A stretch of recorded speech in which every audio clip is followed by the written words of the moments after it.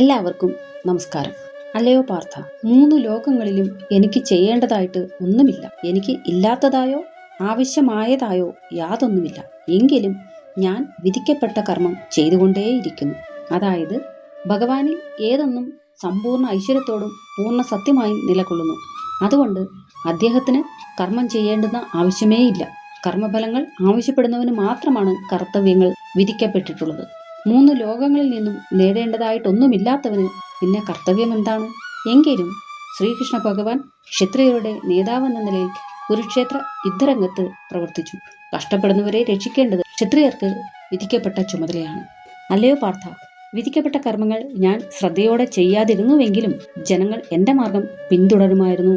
അതായത് നല്ലൊരു ഗൃഹസ്ഥനെന്ന നിലയിൽ മതപരമായ എല്ലാ ആചാരങ്ങളും ഗ്രഹത്തിലും പുറത്തും ശ്രീകൃഷ്ണ ഭഗവാൻ അനുഷ്ഠിച്ചിരുന്നു എന്ന് ശ്രീ ഭാഗവതത്തിൽ തന്നെ പറയുന്നുണ്ട്.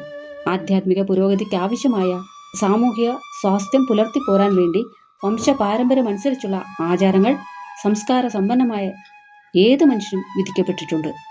ബദ്ധരായ ജീവാത്മകളെ അല്ലാതെ ശ്രീകൃഷ്ണ ഭഗവാനെ ഒരിക്കലും ഇതൊന്നും ബാധിക്കുന്നവയല്ല. എങ്കിലും എൻ്റെ അവതാരം ധാർമ്മിക രക്ഷ പുനഃസ്ഥാപിക്കുക എന്നതായതിനാൽ അദ്ദേഹം ആ നിബന്ധനകൾ എല്ലാം അനുസരിച്ച് പ്രവർത്തിച്ചു എന്ന് സാരം. മലയാള പരിഭാഷ. ഇത്രിലോകത്തിങ്കൽ ഇല്ലാത്തതായിട്ടതൊന്നും എനിക്കില്ലതൊന്നുമേ വേണ്ടടൂ. എന്നിട്ടും ഈ ധർമ്മയുദ്ധത്തിൽ നിന്നുടെ സാരഥിയാകേണ്ടതാണെൻ നിയോഗവും.